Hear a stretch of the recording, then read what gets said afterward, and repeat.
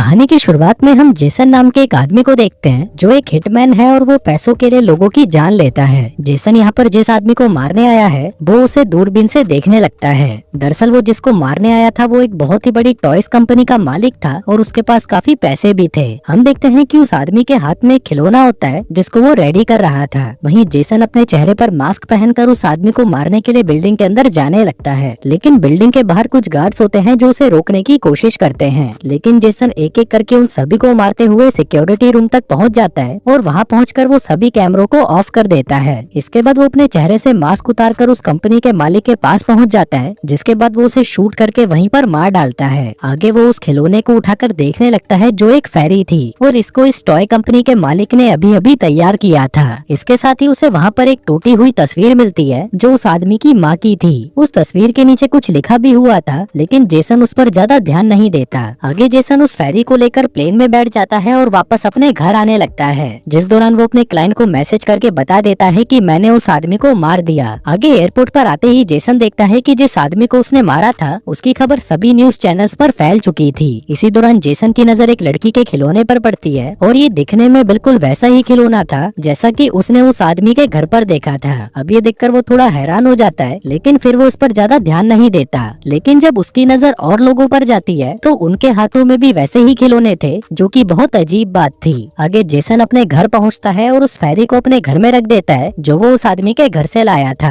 दरअसल वो जिस भी आदमी का मर्डर करता था उसकी कोई ना कोई चीज उठाकर अपने घर में ले आता था ताकि वो उन चीजों को अपने घर में निशानी के रूप में रख सके। अब जेसन काफी ज्यादा थक चुका था तो वो अपने सोफे पर ही सो जाता है, लेकिन फिर आधी रात को उसके घर की डोरबेल बजती है और जब वो गेट के बाहर लगे कैमरे पर चेक करता है तो बाहर उसकी रिसेप्शनिस्ट होती है जिसके हाथ में एक बॉक्स था। लेकिन जब जेसन दरवाजा नहीं खोलता तो वो लड़की उस बॉक्स को उसके दरवाजे पर ही रखकर वहाँ से चली जाती है। आगे जेसन उस बॉक्स को घर के अंदर ले आता है, लेकिन बॉक्स खोलने से पहले जेसन काफी डर रहा था क्योंकि उसे पता नहीं था कि आखिर इस बॉक्स के अंदर क्या है। वो देखता है कि उस बॉक्स के ऊपर एक नोट लिखा हुआ था जिसके साथ एक सिग्नेचर भी था और ये सिग्नेचर सेम वैसा ही था जैसा कि उस आदमी की माँ की फोटो पर था। अब जेसन उस बॉक्स को खोलने में काफी डर रहा था, लेकिन फिर भी वो हिम्मत करके उस बॉक्स को खोल देता है। वो देखता है कि जैसा वो सोच रहा था उस बॉक्स के अंदर वैसा कुछ नहीं है। उसके अंदर तो बस एक टॉय आर्मी थी जिसके पास अपनी कुछ बंदूकें और हेलीकॉप्टर्स थे।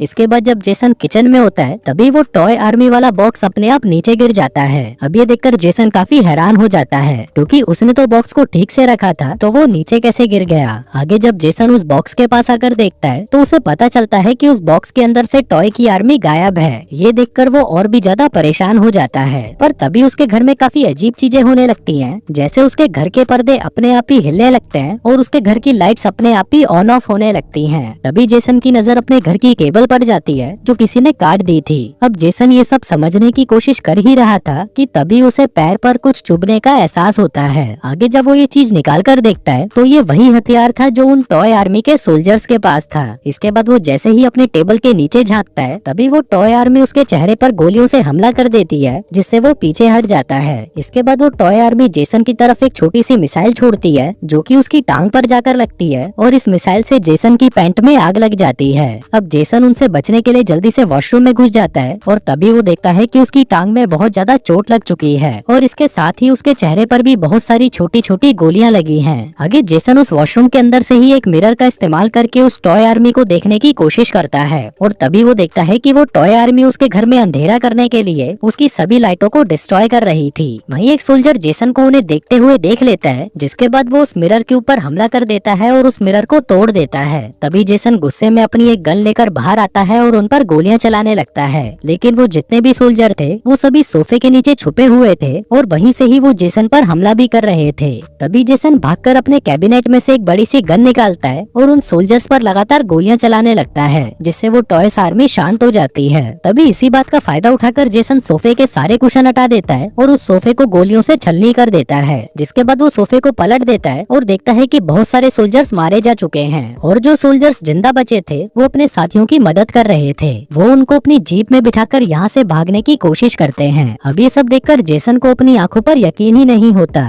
तभी वो कुछ सोल्जर्स को अपने पैरों से कुचल देता है, लेकिन जो सोल्जर्स अभी भी जिंदा बचे थे वो सभी जेसन पर हमला कर रहे थे, लेकिन उनकी गोलियों से जेसन को कुछ खास असर नहीं होता। पर जब जेसन उन पर गोली चलाता है तो उसकी एक ही गोली में बहुत सारे सोल्जर्स मारे जाते हैं। अब जेसन को लगता है कि सभी सोल्जर्स मर चुके हैं, लेकिन तभी वो देखता है कि टॉय आर्मी के 3 हेलीकॉप्टर उसकी तरफ बढ़ रहे होते हैं और वो उसके ऊपर अपनी छोटी छोटी मिसाइल से हमला कर देते हैं। इसलिए जेसन उनसे बचने के लिए एक बार फिर से वॉशरूम में चला जाता है और यहाँ पर देखता है कि वो उस हमले में बुरी तरह से जख्मी हो चुका है। इसके बाद वो अपने जख्मों को अच्छे से साफ करने लगता है, जिसके बाद वो सुबह तक वॉशरूम में ही रहने का फैसला करता है क्योंकि ये उसकी सेफ्टी के लिए बहुत जरूरी था। पर तभी अचानक एक हेलीकॉप्टर वॉशरूम के अंदर आ जाता है और जेसन पर हमला कर देता है, लेकिन तभी जेसन के हाथ में जो टॉवल थी उससे वो उस हेलीकॉप्टर को पकड़ लेता है और उसे अपनी टॉयलेट सीट में डाल देता है। आगे जेसन उन्हें फ्लश करने की भी कोशिश करता है, लेकिन ये सोल्जर्स इतनी आसानी से मरने वाले नहीं थे, इसलिए वो अपना हेयर ड्रायर लेकर उसे टॉयलेट सीट के अंदर डाल देता है, जिससे एक इलेक्ट्रिक शॉक निकलता है और सभी सोल्जर्स मारे जाते हैं। अब जो सोल्जर्स बाहर थे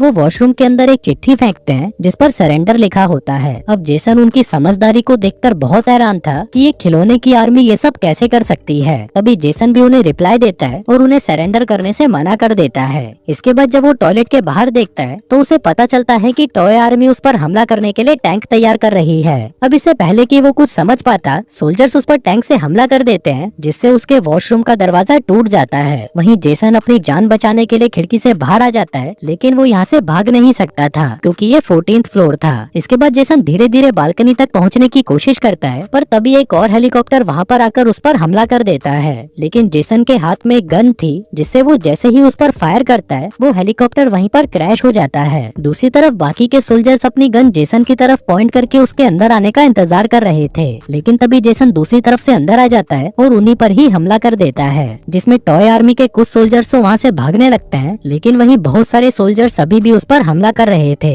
इसलिए वो एक लाइटर और एक स्प्रे से उनको जला देता है और जो सोल्जर्स उसके घर में छुपे थे वो उन सभी को भी ढूंढकर मारने लगता है। आगे पूरी आर्मी को मारने के बाद वो उनको काउंट करने लगता है और काउंट करने के बाद उसे यकीन हो जाता है कि जितने भी सोल्जर्स थे उसने सभी को मार दिया था, लेकिन वहीं उस बॉक्स के ऊपर बोनस सरप्राइज लिखा था जिस पर वो ध्यान नहीं देता। आगे जेसन रिलैक्स होने के लिए पूल में चला जाता है, लेकिन तभी पूल में उसके हाथ की नस कट जाती है। जेसन जब बाहर आकर देखता है तो उसके हाथ में से बहुत सारा खून बह रहा था, इसलिए वो खुद ही अपने कटे हुए हाथ को सिलने लगता है। हम देखते हैं कि जेसन अब बहुत ज्यादा परेशान हो चुका था, इसलिए वो अपना घर छोड़कर जाने लगता है, लेकिन जब वो लिफ्ट से नीचे जा रहा था तभी लिफ्ट में शॉर्ट सर्किट हो जाता है, जिससे लिफ्ट बीच में ही फंस जाती है। अब यहाँ पर पूरी तरह से अंधेरा हो चुका था, तो जेसन अपने फोन की फ्लैश लाइट ऑन करके चेक करने लगता है। तभी उसकी नजर एक कमांडो पर पड़ती है जो अभी भी जिंदा था, लेकिन इससे पहले कि जेसन उसे पकड़ पाता वो वहाँ से भाग जाता है। आगे जेसन उस लिफ्ट की सीलिंग को ओपन करके पास वाली लिफ्ट में चला जाता है, लेकिन तभी वो नीचे गिर जाता है। अब ऊपर से नीचे गिरने की वजह से उसे बहुत ज्यादा चोट लग चुकी थी, जिस वजह से अब वो ठीक से चल भी नहीं पा रहा था। इसी दौरान वो कमांडो भी वहाँ पर आ जाता है और जेसन के सीने पर बैठकर उस पर चाकू से हमला करने लगता है, लेकिन उसके चाकू से जेसन को कुछ खास चोट नहीं आती और वो उसे अपने हाथ से नीचे गिरा देता है। इसके बाद वो उस कमांडो को पकड़कर उसके सिर को लिफ्ट के बीच में रख देता है, जिसके बाद जब लिफ्ट बंद होती है तभी उस कमांडो की मौत हो जाती है। अब उस कमांडो को मारने के बाद जेसन बहुत खुश था और उसे लग रहा था कि अब वो पूरी तरह सेफ है, लेकिन तभी वो देखता है कि उस कमांडो की बॉडी के अंदर एक बॉम्ब लगा है।